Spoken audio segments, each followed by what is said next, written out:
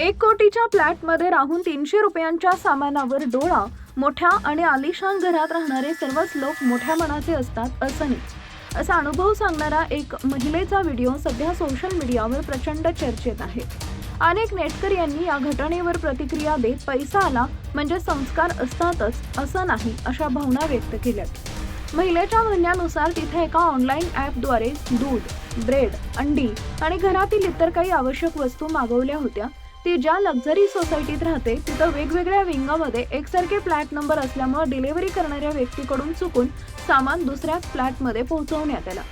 काही वेळ उलटल्यानंतर ही ऑर्डर घरी न आल्यामुळे संबंधित महिलेनं ग्राहक सेवा केंद्राशी संपर्क साधला. त्यावेळी कंपनीकडून ऑर्डर यशस्वीरित्या डिलिव्हर झाल्याचं सांगण्यात आले.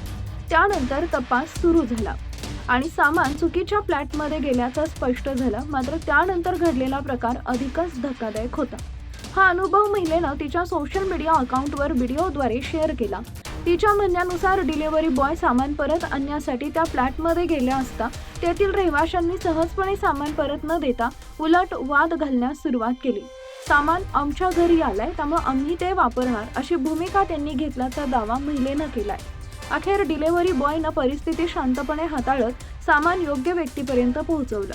मात्र या घटनेनंतर महिलेनं प्रश्न उपस्थित करत म्हटलंय की कोट्यावधी रुपयांच्या फ्लॅटमध्ये राहणाऱ्या लोकांनी केवळ 300 रुपयांच्या वस्तूसाठी अशा प्रकारे वागणं योग्य आहे का?